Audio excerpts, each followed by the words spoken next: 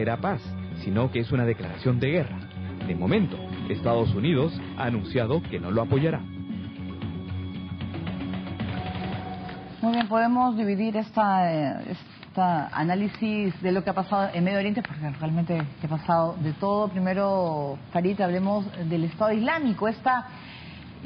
Hace un año nadie se imaginaba pues de lo que iba a significar el Estado Islámico y que ha terminado una coalición internacional que está luchando contra ellos, y todos los métodos y todos los videos que hemos visto y esa violencia extrema que nos ha mostrado ese grupo de personas, y muchos de ellos europeos, que están causando pues el terror no solamente en Siria e Irak.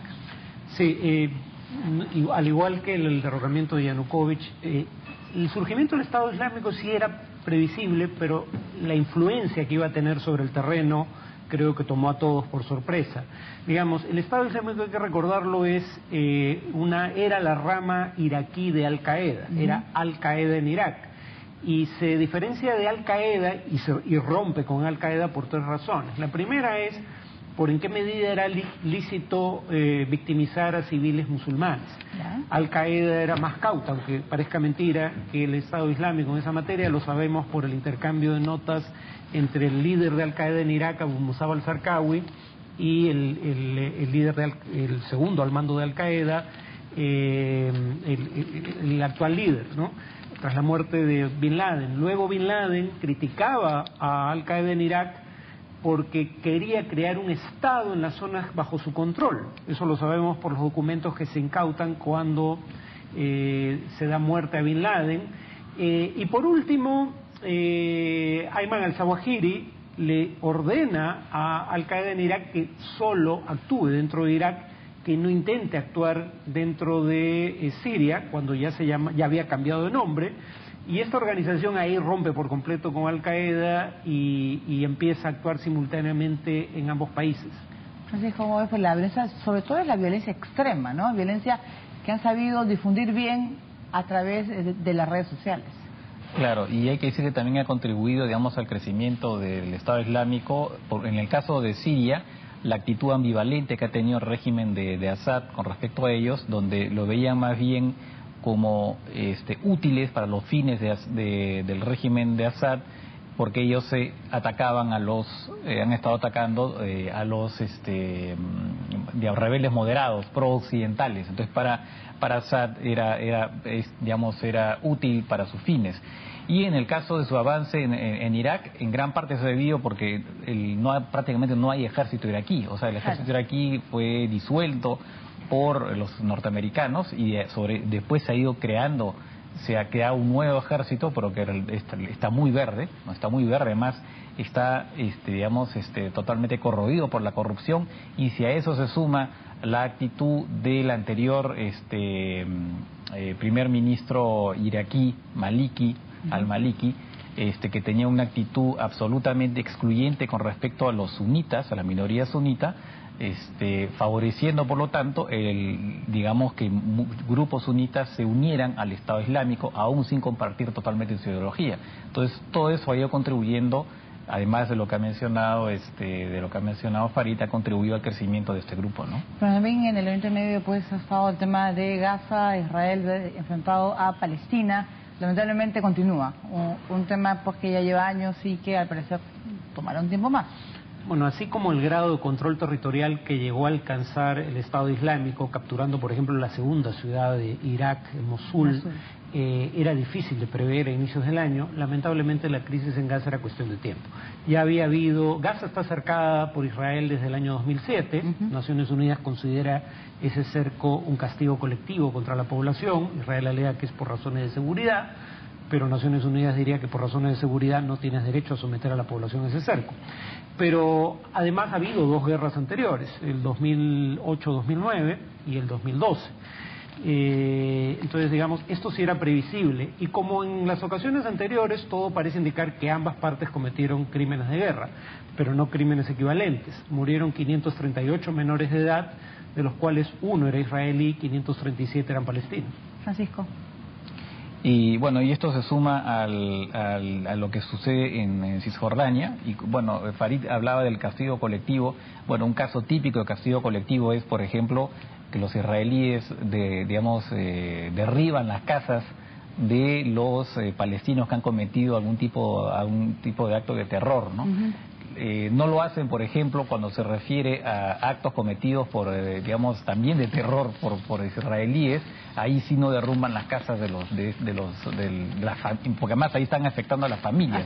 Y entonces esto, si a eso se suma, toda la violencia que ha habido con respecto no se ha mencionado en el reportaje, pero por ejemplo con respecto a la zona del templo, o sea, esto configura un escenario que para el próximo año también no se avisora muy positivo, ¿no? Muy bien, y no solo el yihadismo ha afectado a África, sino también las guerras internas, como las de la República Centroafricana y Sudán del Sur.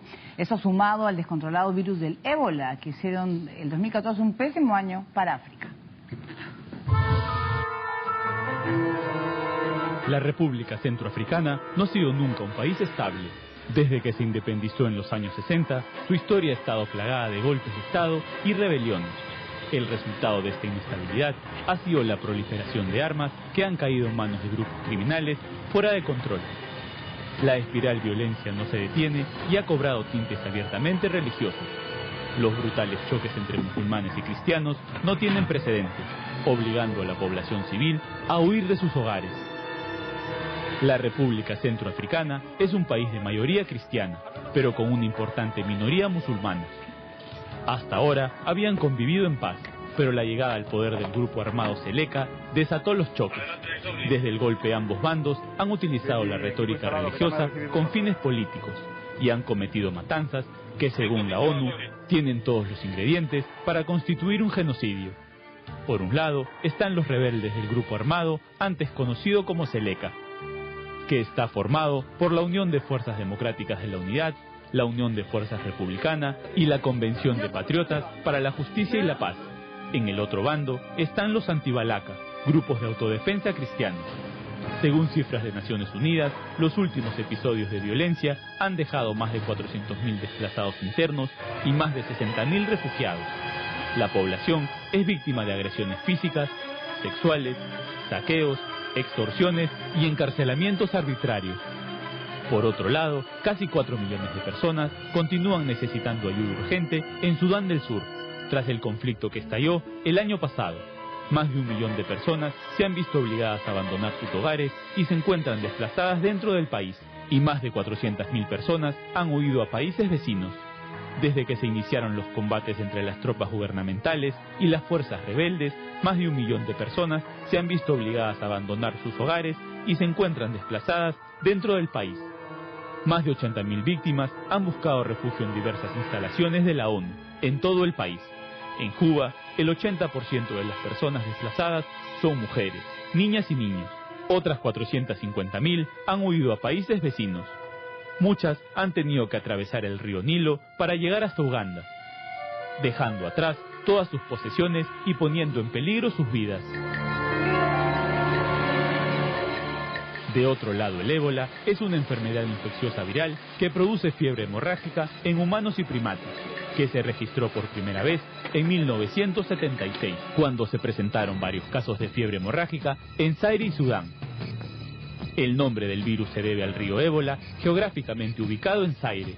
La prevalencia del ébola es difícil de determinar, porque suele presentarse en forma de brotes o epidemias.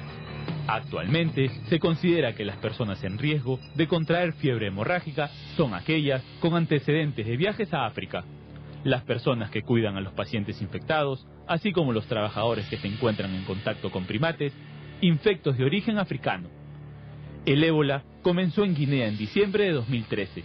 Hasta la actualidad existe transmisión en Guinea, Liberia y Sierra Leona, países del África Occidental. Estos casos ascienden a 17.145 en total, con 6.070 muertos según la OMS. Esta es una enfermedad grave, con una tasa de mortalidad del 90%. No existe un tratamiento específico aprobado, ni vacuna con licencia disponible para el uso en seres humanos o animales.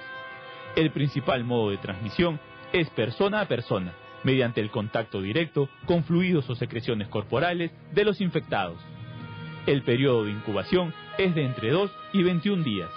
No existe riesgo de transmisión durante el periodo de incubación. Por su parte, el 5 de agosto del 2014, la Orden Hospitalaria de San Juan de Dios confirmó que el misionero español Miguel Pajares, de 75 años, estaba infectado con el virus. Este se encontraba trabajando en un hospital de la Orden en Liberia. Por ello, los Ministerios de Asuntos Exteriores y de Cooperación y de Sanidad coordinaron la repatriación del enfermo. El misionero falleció a consecuencia del virus el 12 de agosto.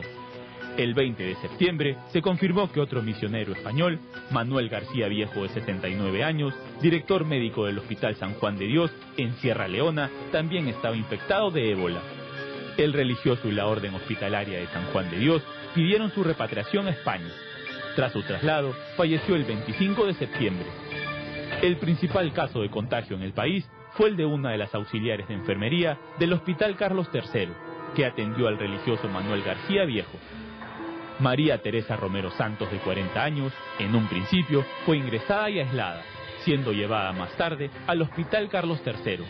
Junto a ella fue internado de forma preventiva su esposo, Javier Limón, y por una orden judicial fue sacrificada su mascota, el perro Excalibur. A la par de este proceso, se realizaron múltiples revisiones preventivas de cercanos a Teresa Romero y otros miembros del equipo médico que atendió a los sacerdotes repatriados. La enferma permaneció hospitalizada y aislada, dando negativo en las pruebas del virus del día 21 de octubre y saliendo del aislamiento el 1 de noviembre. El 2 de diciembre, tras pasar 42 días desde su recuperación, la OMS comunicó al Ministerio de Sanidad del país europeo que este había pasado a considerarse país libre de ébola. De otro lado, Ken Brandley y Nancy Wittebold, dos misioneros cristianos de origen estadounidense, resultaron infectados por el virus al trabajar como cooperantes de la organización Samaritan's Purse en Monrovia. Fueron trasladados al hospital de Emory en Atlanta para su tratamiento. Después de ser tratados con fármacos experimentales y remitidos a unidades de aislamiento, ambos se recuperaron totalmente. El médico misionero Ken Brandley fue dado de alta el 21 de agosto del 2014 y dio una conferencia de prensa. El 30 de septiembre se confirmó el primer caso de ébola en los Estados Unidos. Thomas Eric Duncan estaba de viaje en Liberia, donde se infectó, regresando el día 19 de septiembre a la ciudad de Dallas, siendo recluido en el hospital de Texas. Falleció el 6 de octubre. A raíz de los cuidados de este ciudadano, dos miembros del personal sanitario del hospital se contagiaron del virus, Nina Fan y Amber Joy Vinson. Ambas superaron el virus. Muy bien, vamos a hacer una nueva pausa. Vamos a regresar con la atención por problemas raciales que se han